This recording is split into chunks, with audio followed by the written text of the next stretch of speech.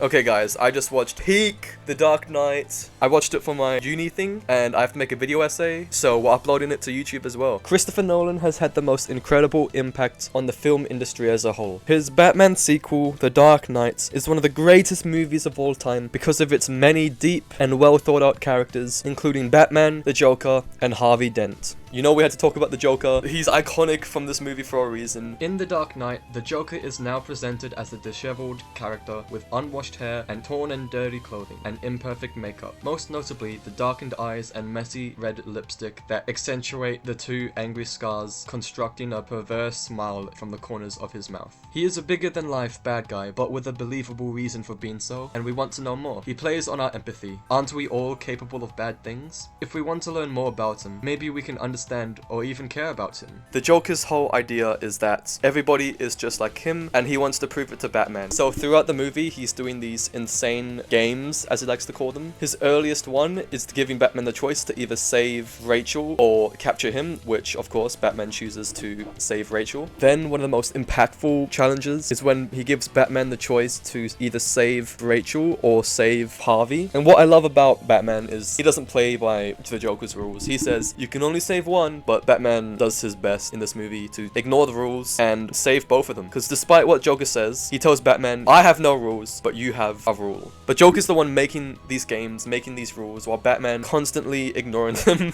in order to save people. I just thought that was a cool connection. And this time Joker wins, ends up killing Rachel, mutilating Harvey in both mind and body. And his penultimate game, the Two Fairy Challenge, a twisted version of the trolley problem. Well, that's pretty twisted as well, but this is fucked up in a completely different sense. He assumes that if Batman doesn't do anything, one of the two ships will blow the other up because his belief that everybody is as messed up as him. But despite this, and what really got me, because I was thinking Joker's probably going to be right. These people are kind of fucked. Either the group full of criminals is going to blow them up, or the boat of scared, innocent civilians who want to live and deep down are not afraid of killing other people to live will blow the other up. But in the end they didn't, surprised me, ending up proving the Joker wrong. Not only did Batman beat Joker, but so did the city itself. And I just thought that's really hopeful message. Like, this entire movie is set like in a really dark way, but despite that it ends with such a hopeful message that even in the worst of us there is still good. Like, I full on cheered. I've never been so emotive at a movie before, but when the prisoner threw away the remote, I was like, holy shit. I actually just like got off of my seat, started clapping, like, oh. But I said this was his penultimate game. What was his final game? Well, before we get into that, we have to talk about one of my other favorite characters from this film. First,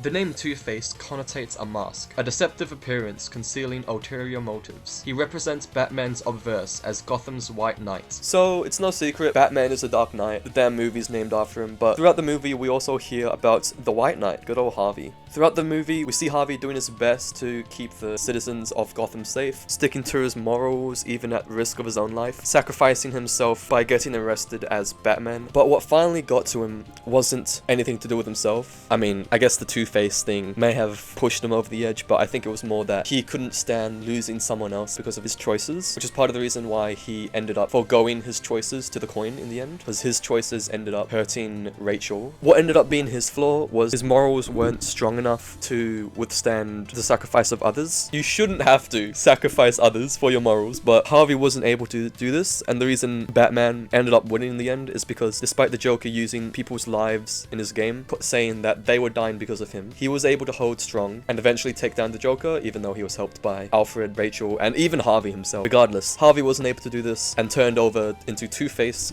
relinquishing his choices to the coin. I was thinking, like, this is gonna make you sound crazy. I wonder if relinquishing your choices to like a coin actually like does good for your mental. Like, if you want something to happen but you flip the coin and it says tails, would you end up being frustrated? Like, I assume you'd still be like, oh fuck, I didn't get tails. Or would you just be like, okay, the coin has chosen, guess I'm not doing this shit today. I don't know. But anyway, that's why I really love Harvey. Despite being the White Knight to Batman's Dark Knight, his flaws end up showing why Batman is the hero that Gotham needs. I need a third character to speak on because of the quota. Last character is Batman, of course. I wanted to do Jimmy, but he was just too similar to Harvey, so I thought no. He has a limit to his morals or seriousness. His part of the story made me cry the most. Well, I never cried, but I teared up so many times throughout this movie. I used to not cry or tear up or get anywhere close to feeling this emotional about any piece of media ever. But after watching One Piece, bro, it just starts spilling out, bro. What happened to me? Anyway, Batman. We have 3 minutes, Harry. cut the rest of this shit out. Dressed as Batman, the hero clearly transgresses the law and commits several crimes to achieve his mission aims, including the torture of prisoners. Fuck, where do I even begin with Batman, bro? What I think is the most important part to Batman in this movie is his belief in others. Even to the last moment, he believed that Harvey could change, that he would stop and go back to how he was, or at least not shoot the kid. And before that, with the boat problem, he didn't even fucking go to the ship. He was not concerned about the boats at all. He left them be. He had so much faith in the people of Gotham that he just let them be, which is why he keeps sending prisoners to jail. But Batman, these people are never gonna change.